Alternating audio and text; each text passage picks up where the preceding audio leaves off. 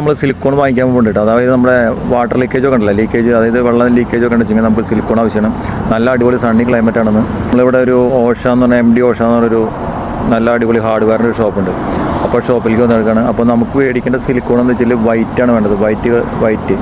അപ്പോൾ നമ്മൾ പലയിടത്തും കണ്ടിട്ട് 2 തരം സിലിക്കോൺ നമ്മളൊക്കെ കൂടുതൽ കണ്ടല്ലോ, വൈറ്റും പിന്നെ അതുപോലെ ക്ലിയറും.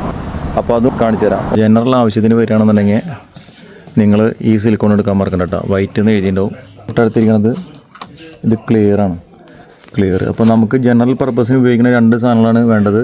ഒന്ന് വൈറ്റ്, നമുക്കതുപോലെ തന്നെ ക്ലിയർ.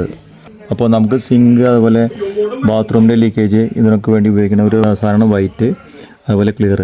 അപ്പോൾ നമ്മൾ സിലിക്കോൺ വാങ്ങിച്ചു കൊടുക്കുന്നുണ്ട്. സിലിക്കോൺ എങ്ങനെ അടിക്കാമെന്നുള്ള വെച്ചാൽ നിങ്ങൾ പ്രത്യേകം ശ്രദ്ധിക്കേണ്ട ഒരു കാര്യം എന്താ വെച്ചാൽ, നമ്മൾ സിലിക്കോൺ എവിടെയാണ് അടിക്കുന്നത് വെച്ചാൽ പഴയ സിലിക്കോൺ കംപ്ലീറ്റ് നമ്മൾ പറിച്ച് കളയണം കേട്ടോ. അത് പഴയ സിലിക്കോണിൻ്റെ മേലെ ഒരിക്കലും നമ്മൾ പുതിയ സിലിക്കോൺ നമ്മൾ ചെയ്യരുത്. കാരണം എന്താ വെച്ചാൽ അത് വീണ്ടും അതിൽ ലീക്കാവാൻ ചാൻസ് കൂടുതലാണ്. അപ്പോൾ എന്താ വെച്ചാൽ സിലിക്കോൺ അടിക്കുമ്പോൾ നമ്മൾ പഴയത് കംപ്ലീറ്റ് പറിച്ച് കളയുക.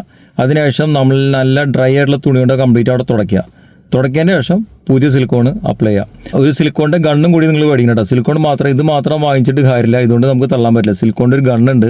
അപ്പോൾ സിലിക്കോണിൻ്റെ ഗണ്ണും കൂടി നിങ്ങൾ അതിൽ വാങ്ങിക്കുക. എന്നിട്ട് ഈസി ആയിട്ട് നമ്മൾ നല്ല സിലിക്കോൺ അടിച്ച് കഴിഞ്ഞാൽ വെൽഡ് ചെയ്തപോലെ ഉണ്ടാവും. ബ്യൂട്ടിഫുൾ ആയിട്ട് അടിക്കുക. അതേപോലെ തന്നെ സിലിക്കോൺ ലീക്ക് ഉണ്ടെങ്കിൽ വേറെ ആളെയും വിളിക്കേണ്ട, സ്വന്തമായിട്ട് ചെയ്യുക. Okay, bye, thank U.